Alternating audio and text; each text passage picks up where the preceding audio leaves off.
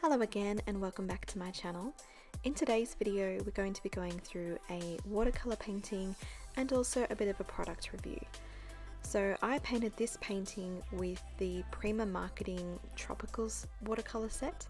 I was inspired by the colors in this set to create this colorful piece, and I'm going to show you the palette here.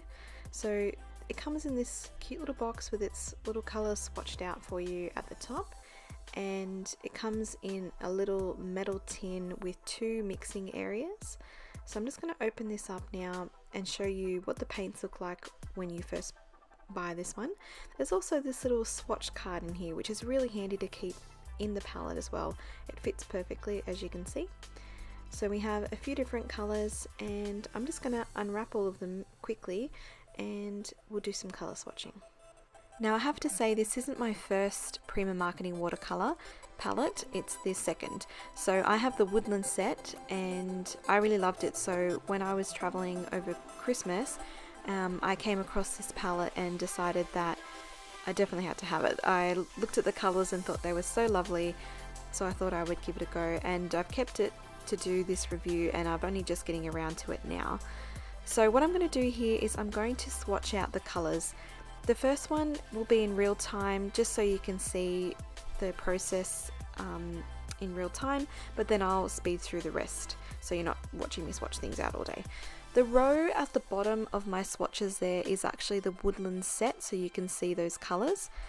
What I'm doing here is I'm swatching it out on the card that will live inside the watercolor palette, but I'm also swatching it out in my watercolor book so that I can have reference on the go with the palette, or when I'm looking in my sketchbook if I'm using that one at the time.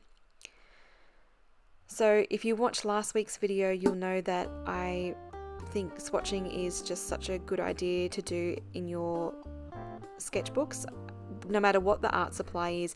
If it's something that you would like to use or intend to use, I think it's a really good idea to swatch out your supplies so that you know how they interact with the paper that you're using. If it has any tone to it, you can test if it affects the tone of your paints, and just basically if the paper is going to withstand what you throw at it.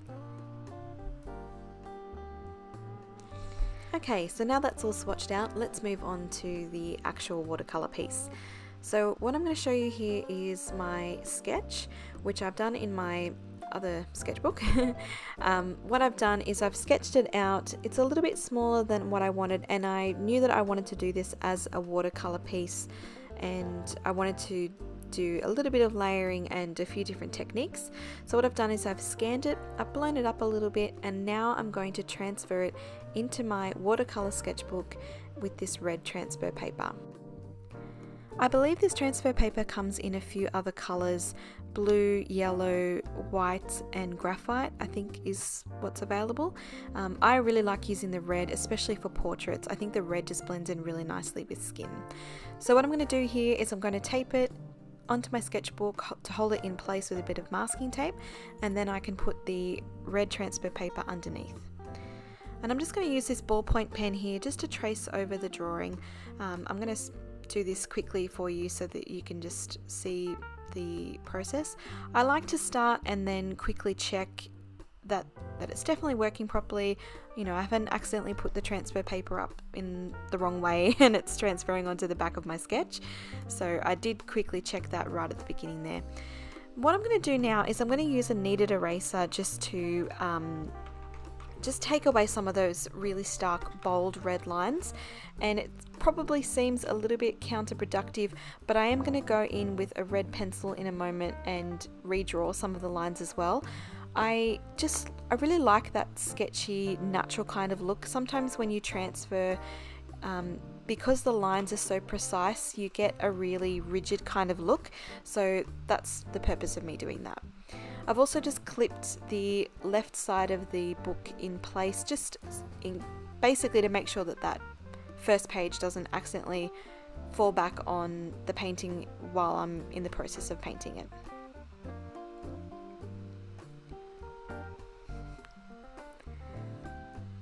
So this is a mechanical pencil. I quite like this one because the lead is nice and thick.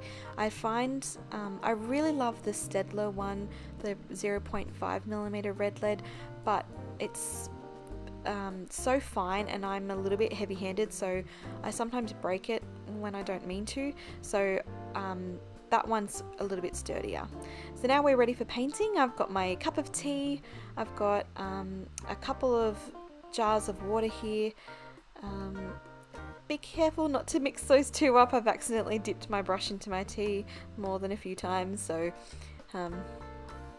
yeah, lessons learned. And we're going to use that Prima Marketing Tropicals watercolor set for this one. So some of these colors I'm going to need to mix because there isn't really a skin tone in this set, but I'm going to make my own. So again, just spraying a little bit of water just to get those colors activated. I do find that these ones actually activate quite quickly. I don't need to stress myself with that. I've got a bunch of brushes here, but I'll probably just use these two. So I've got a synthetic sable-haired round brush and a fine Neef brush as well. And for the majority of the painting, I'll use the round imitation sable brush.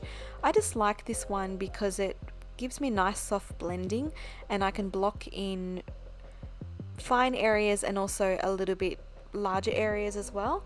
And I'll use the Neef brush just for some finer details later.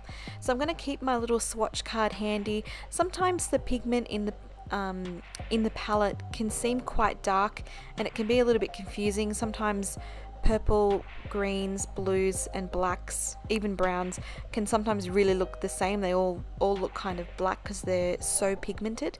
So I just like to keep that swatch card handy just so I know what color's what when I'm picking it up with my brush. So I'm just starting by establishing some darker points. I'm all doing kind of wet into wet blending here. So I'm just going in and adding some kind of orange brown tones for the skin, and then going in with a little bit of purple just in the shaded areas. Now, as this is such a colourful set, I thought, why not have blue hair? I used a bunch of different references from Pinterest to create this image. I didn't particularly copy one image over another. I used a bunch and none of them look like this, but it's fun just to kind of experiment and put a few different things together. So I quite enjoy doing that process. Some of my work is so closely following a photograph reference, so it's nice just to mix it up and do a more illustrative piece every once in a while. So I'm mixing up some greens. I'm trying to add in a little bit of red tone just to tone down some of the greens and some of the leaves. I find with a palette this colourful that you really need to mix in some of your complementary colours just to tone down some of those really bright colours and just get a little bit more of a natural look. Obviously these leaves don't look, you know, that realistic either, but I just didn't want them to all be that really stark bright green. Overall, I really like the look and feel of this palette. It's got some really lovely colours in it. The colours are easy to activate, and as it's such a small tin, it's really good to travel with. I generally like to have a little bit larger mixing area, so I'm glad that it does come with the two sides. It's not just the one, so I do appreciate that. But generally, if I was using this at home, I think I would probably stick with either a different palette, or I would at least get another mixing area out, and I'd probably use my woodland set in addition to this one as well, just because there's a few other colors in that set that I think would complement this one nicely. So this is a really good set if you're looking for some watercolor paints. I've certainly not been paid by Prima Marketing or anything like that to show you these. I was honestly just dying to try out this set, so I thought that I would film the process and share the video with you guys as well. So what I'm showing you here is just a little tip that I have about marking your fine liners that you might use for your drawings. What I like to do is put a little bit of washi tape at the ends of my pens just as a reminder to me if they're waterproof, if they're alcohol marker proof. So that's what this purple and white striped tape means to me, is that I can use that with my Copic markers or any alcohol markers that I have. The green to me means that I can use it and it's going to be waterproof, and the other purple shiny one that's on the end of this pen is neither. It will not be waterproof or alcohol ink proof. So I generally use this one.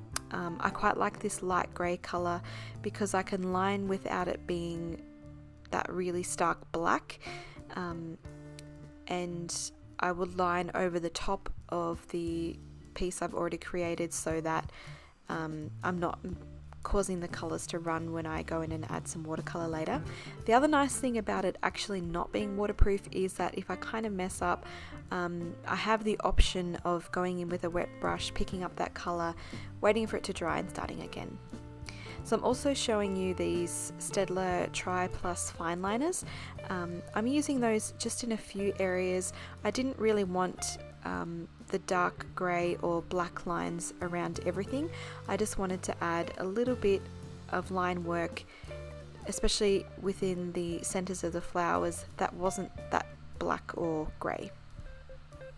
I do end up using a black liner for certain parts of this drawing, but just for especially for the centers of the flowers, I didn't really want those grey or black tones in there. I just wanted it to look a little bit softer and not have the entire thing look cartoon-like, if that makes sense. I really have been addicted to outlining the edges of my illustrations like this with a bold black line, so it just kind of makes it pop on the page and really stand out. You have that little bit extra contrast, which can really help make your drawings look a little bit more interesting. So having a nice strong contrast in the piece can really help with that. I'm going in and adding some Finetec gold. As if any of you have watched any of my videos before, you know I'm ridiculously addicted to this stuff. I think that the gold just adds that little bit extra interest, especially once it's tilted in the light. When the light hits that gold and it's that really reflective, really pretty color, yeah, I just think it makes it. So what I'm showing you here is just the back of the paper, just to let you know that none of that paint or markers came through, and it didn't really buckle either. This watercolor sketchbook is 100% cotton, 300 GSM cold press, so it has a little bit of texture. I actually bought this one from Ride Art and Craft in Australia. If you're based here, you might know this art shop. It's more of a craft kind of art shop. It's not like a high-end fancy art shop, but it does have some nice and decent supplies in there.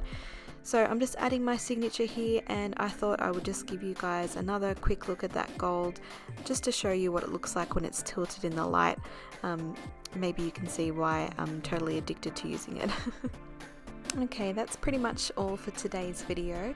I hope you found this entertaining or helpful if you're struggling with color choice or with starting a sketchbook or anything like that. Here's a little bit closer look at the piece after I've scanned it. I certainly had a lot of fun painting it, so I hope you enjoyed watching the process as well. As usual, don't forget to hit like and subscribe if you want to see more content from me and if you enjoyed the video. And until next week, I hope you have a lovely week. Bye!